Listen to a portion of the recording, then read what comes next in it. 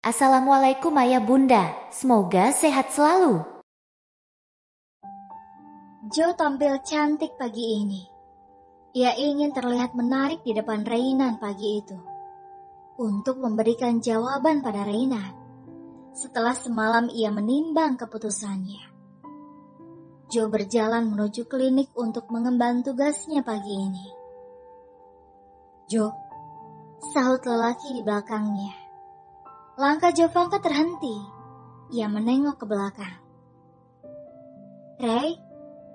Jo menunggu Rey yang berlari ke arahnya. Buatmu. Rey memberikan sesuatu. Apa ini? Lihat saja. Jovanka membuka selembar kertas. Ternyata di dalamnya terdapat brosur apartemen mewah di ibu kota. Maksudnya? Kamu pilih salah satu, Jo. Aku tidak tega kalau kalian tinggal di kos kecil berdesakan. Tapi jangan salah sangka dulu. Aku tidak ada sedikit pun niat untuk merendahkanmu. Aku hanya ingin kalian semua nyaman, Jo. Memang, untuk ditinggali satu orang, kosmu cukup nyaman sih. Tapi kalau ditinggali untuk bertiga, aku kira terlalu banyak orang. Izinkan aku membantumu, Jo. Kamu mau orang tuamu nyaman kan? Tapi aku... Please, jangan menolak. Ini di luar dari perasaanku. Ini murni karena aku ingin membantumu. Tapi nanti aku bayar nyicil sama kamu ya. Jovanka merasa malu terhadap Reyna. Terserah. Ya sudah. Selepas bekerja aku akan ke klinik menjemputmu. Nanti kita ke apartemen bersama untuk menentukan yang mau diambil. Dan pagi ini kamu terlihat semakin cantik, Jo. Jo tertunduk. Semburat merah telah mendominasi pipinya pagi itu. Aku semakin sayang terhadapmu. Sorry. Aku harus segera pergi. Jam berangkatanku sebentar lagi. Hati-hati. Rey tersenyum. Ia mulai melangkah meninggalkan Jovanka. Rey pun menghentikan langkahnya. Aku sayang sama kamu. Rey hanya mematung. Ia tidak percaya dengan apa yang ia dengar saat itu. Tubuhnya memang di situ, tapi angannya merasa terbang ke awan.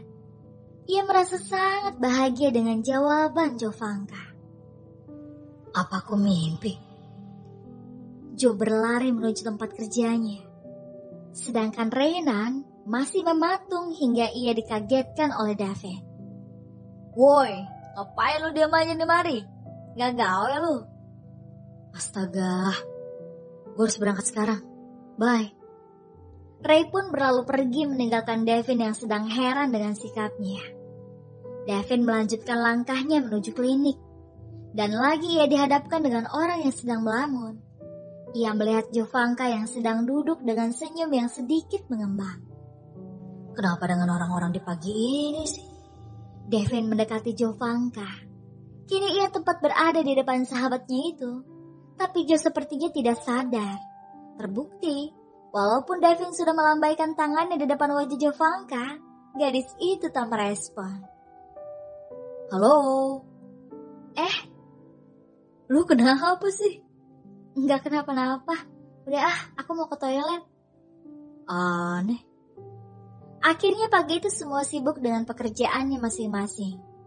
Jo tampak senang pagi itu. Walau meninggalkan rasa heran untuk David. Tapi ia senang.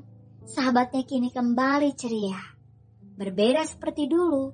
Jovanka seperti sudah menemukan kebahagiaan di hidupnya. Hingga tak terasa, waktu tugas mereka telah selesai.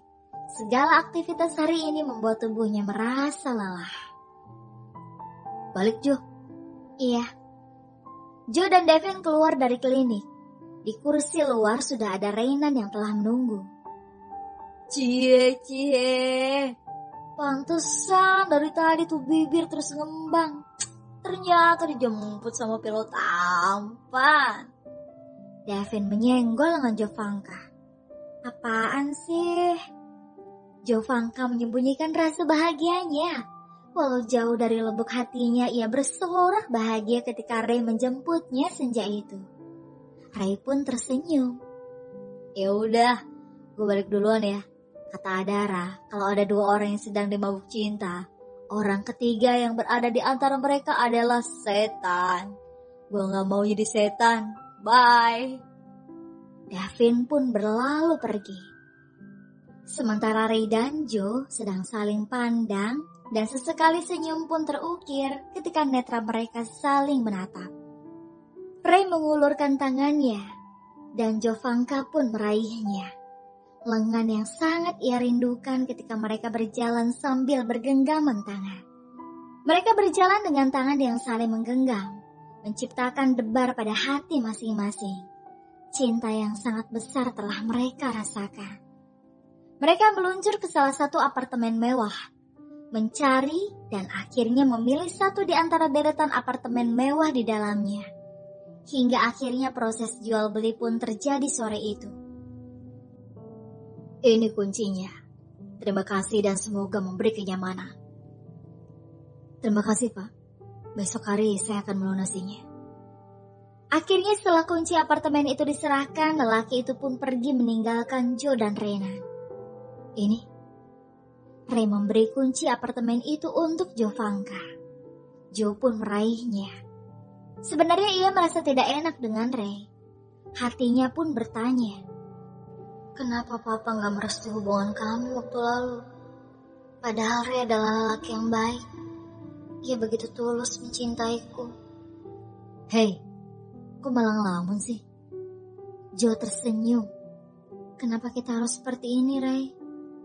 Kenapa aku harus menikah dulu dengan orang lain? Kenapa aku harus hidup dulu dengan orang lain dan bukan langsung denganmu saja? Ray tak menjawab apapun. Ia menenggelamkan wajah Jovanka di dadanya. Ini kali pertama ia lakukan. Terakhir, Ray berlaku seperti itu ketika malam di mana esok hari Jovanka akan menikah. Joe menangis dalam dekapan Ray. Begitupun dengan dirinya yang berurai air mata karena harus berpisah. Semoga kami tidak akan pernah terpisah untuk yang kedua kalinya, Tuhan. Dalam dekapan Ray, Jovanka merasa tenang. Ya udah, kita pulang yuk.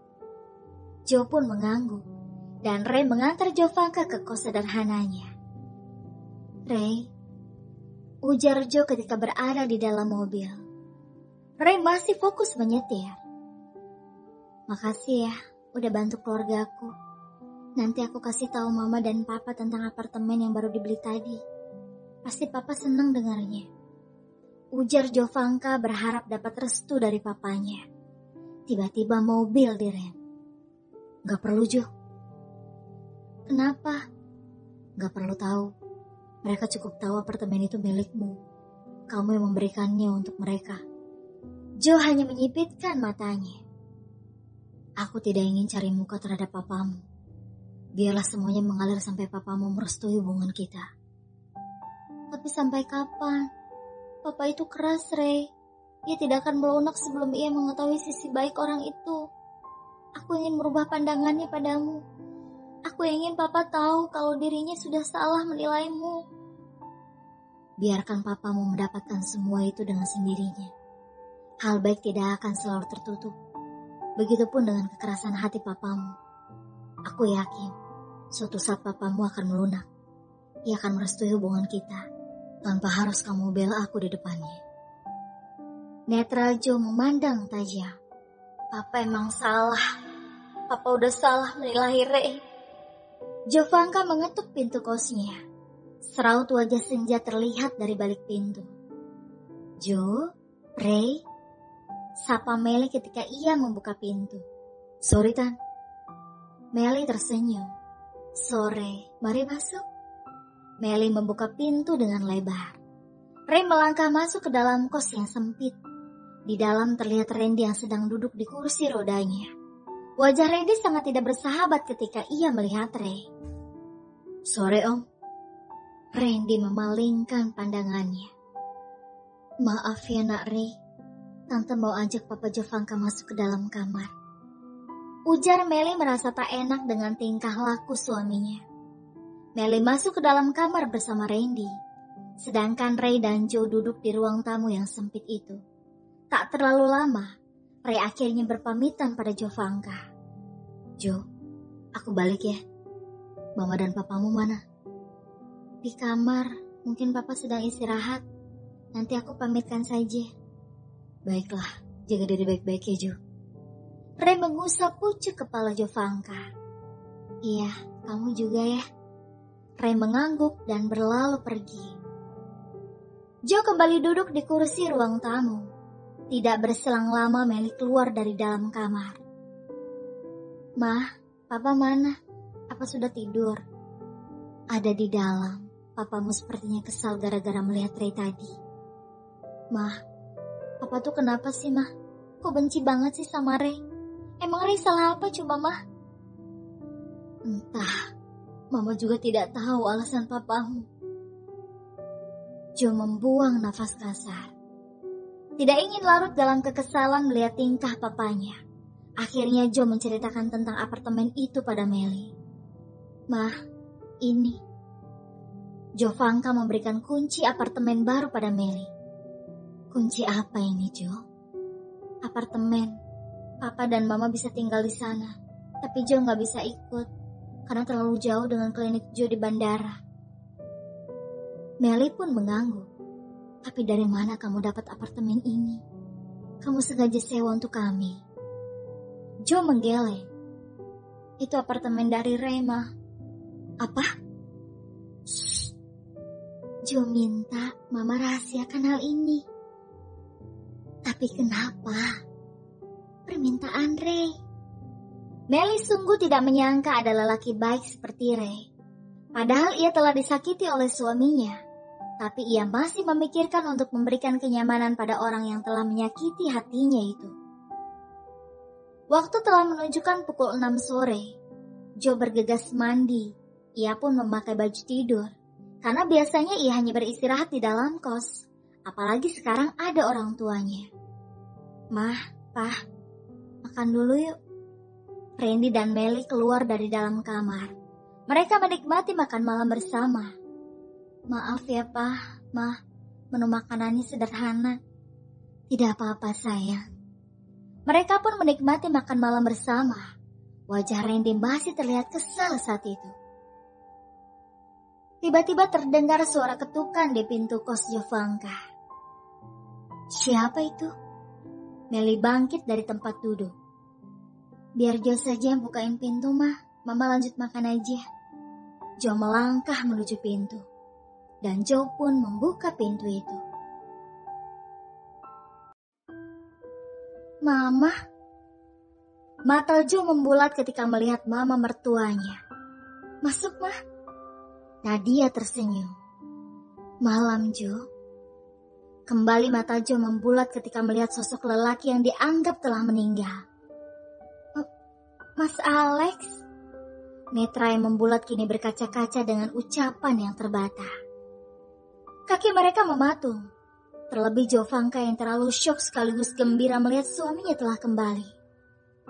Siapa, Jo? Ujar Melly yang sudah ada di dekat Jovanka. Melly pun kaget melihat sosok Alexi yang ada di depan pintu kos putrinya. Nah, Alex, mari masuk. Melly, Jo, Nadia, dan Alexi masuk ke dalam kos sempit itu. Ada rasa bahagia di hati Jovanka karena selama ini dugaan mereka tentang Alexi itu salah. Ternyata Alexi masih hidup. Bentar ya, Jo ambilkan dulu minum. Jo melangkah pergi. Sementara Melly mendorong Randy yang berada di atas kursi roda menuju ruang tamu untuk bergabung bersama mereka. Papa kenapa, Ma? Papa stroke, Alex. Sudah sekitar 2 minggu Papa seperti ini. Silakan diminum. Ujar Jovanka yang menyajikan minuman dan camilan di atas meja kecil itu. Makasih, Nak. Sebenarnya niat kami kemarin mau... Ucapan Nadia tertahan. Sebagai wanita ia tak tega untuk menyampaikan kabar terburuk untuk seorang istri. Sekalipun mereka tidak pernah bahagia dalam menjalin rumah tangga. Jo menunggu keterangan dari ucapan yang terpotong dari bibir mertuanya. Ini, Alexi memberikan amplop putih di atas meja di depan Jovanka. Ini apa, Mas? Jovanka meraih amplop itu. Bukalah.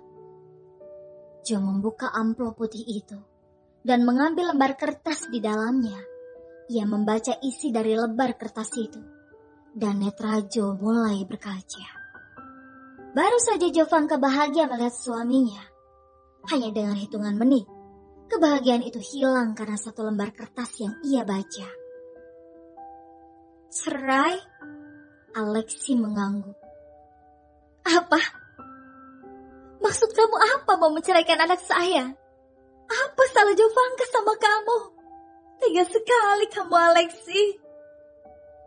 Alexi hanya diam. Reaksi seperti ini sudah ia duga sebelumnya. Randy pun terlihat marah dengan keputusan Alexi. Walau bibirnya tak bisa berucap, tapi sangat terlihat dari mimik wajah yang memerah karena marah. Randy terjatuh dari kursi rodanya di saat ia bermaksud ingin menghajar Alexi. Tapi apa daya, sekarang ia lumpuh. Papa, Jo dan Melin mengangkat tubuh Randy bersama-sama. Sebaiknya kalian berdua pergi dari sini. Tapi Alex belum menjelaskan. Pergi! Saya tidak sudi mendengar apapun dari mulut orang yang telah menyakiti hati anak saya. Melly begitu murka. Jo dan Melly sibuk mengurus Randy. Sementara Nadia dan Alexi tidak bisa berbuat apa-apa dan memilih pergi untuk kembali ke hotel. Karena percuma untuk menerangkan kalau situasi saja masih seperti ini. Begitu kacau. Papa sabar ya. Melly hanya bisa menangis melihat putrinya diperlakukan seperti itu. Terlebih sekarang mereka sudah jatuh miskin. Maafkan Mama, Jo. Seumpama saja Mama juga tidak memaksa kamu waktu itu. Mungkin keadaannya tidak seperti ini. Gak usah bahas itu, Ma. Mungkin ini sudah takdir Jo berpisah sama Mas Alex, Ma. Suara Jovanka melemah. Ia masih bisa menjawab ucapan dari mamanya walau hatinya terluka. Ini semua gara-gara Papa. Kenapa Papa dulu memaksa Jo untuk menikah dengan Alexi? Sekarang Papa lihat, menantu pilihan Papa itu seperti apa. Dengan mudahnya dia ingin menceraikan putri kita. Sudah, Ma. Gak ada yang salah. Sudah, jangan bahas hal ini lagi. Randy tertunduk dengan air mata yang jatuh dari mata senjanya. Ada penyesalan dalam hatinya. Ingin rasanya ia meminta maaf terhadap putrinya. Tapi bibir itu seperti terkunci. Ia tidak dapat berucap atau hanya sekedar menulis kata penyesalannya. Semua sudah kaku, sulit untuk digerakkan. Papa istirahat aja ya, gak usah mikirin hal lain. Yang harus Papa perhatiin kesehatan Papa. Jo sayang sama Papa dan Mama. Jo dan Melly keluar dari dalam kamar, membiarkan Randy beristirahat setelah tubuhnya terbaring di tempat tidur. Melly terlihat syok dengan kejadian tadi. Ia benar-benar tak habis pikir dengan keputusan Alexi yang terkesan mendadak. Apakah kematian Alexi dulu itu hanya rekayasa, Jo? Yes, jangan menilai seperti itu, Ma. Jo kan udah bilang, mungkin ini sudah takdir kami untuk berpisah. Tiba-tiba ponsel milik Jo bergetar. Mama. Ternyata ada pesan singkat dari nomor Nadia. Jo mengusap layar ponsel dengan lembut. Jo, ini aku Alexi. Bisakah kita ketemu malam ini? Aku tunggu di ST restoran. Kenapa, Jo? Mas Alexi yang kirim pesan, Ma. Katanya mau ketemu sama Jo malam ini juga. Mau apa? Entah. Jo boleh pergi ya, Ma. Mungkin Mas Alex mau menjelaskan semua. Apa kamu siap mendengarkan? Apabila penjelasan Alex itu malah akan menyakitimu. Iya, Jo udah siap. Kalau begitu Jo mau siap-siap ya, Ma. Melly pun mengganggu. Jo pergi ke kamarnya untuk mengambil baju ganti. Dan pergi ke kamar mandi. Karena dalam kamar itu ada papanya yang sudah tertidur pulas malam ini. Dan tak disangka, ternyata Melly mencatat nama restoran di mana Alexi meminta Jovanka untuk datang ke sana. Ia juga menyalin nomor ponsel Reina. Melly kembali meletakkan ponsel itu di atas meja. "Mah, Jo berangkat ya." Jo sudah bersiap. Ia mengenakan mini dress yang terlihat casual dan tas kecil di pundaknya. "Ini HP-nya Jo," ujar Melly dan meraih ponsel itu dari atas meja. "Oh iya, Jo malah lupa. Makasih ya, Mah." "Sama-sama sayang. Ingat, kamu harus siap mendengarkan semuanya ya," ujar Melly sebelum putrinya berangkat. Jo pun mengangguk lalu mencium tangan mamanya. Jo masuk ke dalam restoran yang telah dituliskan oleh Alexi. Dan benar saja Alexi sudah menunggu di salah satu meja. "Jo?" Jo menghampiri. "Udah lama, Mas?"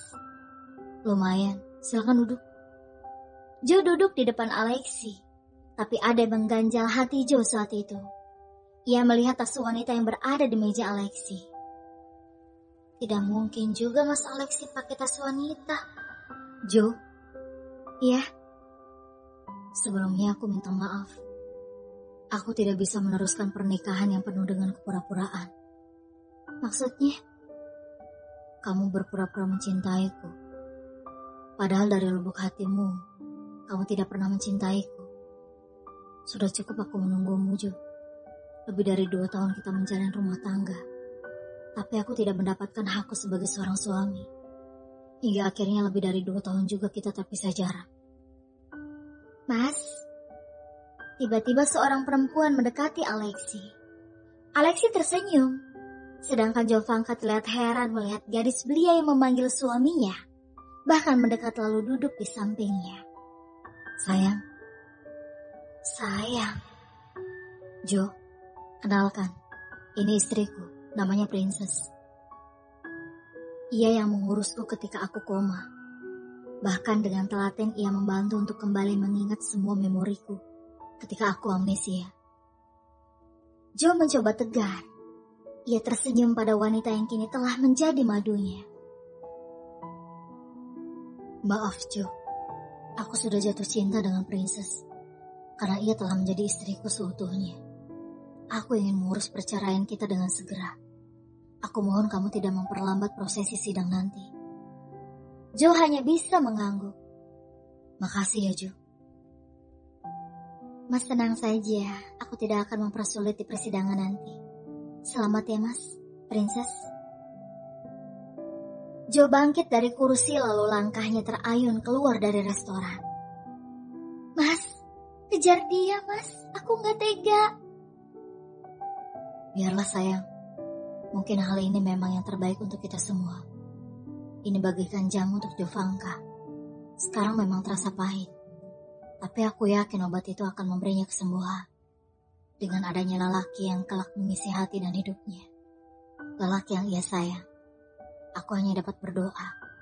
Semoga lelaki yang ia cinta itu menjadi jodohnya. Dan mereka dapat menghabiskan sisa usia mereka bersama-sama. Seperti aku dan kamu." Alexi mencolek dagu Princess. Dan terlihat semburat pada gadis belia yang kini sudah menjadi istri Alexi Abinaya.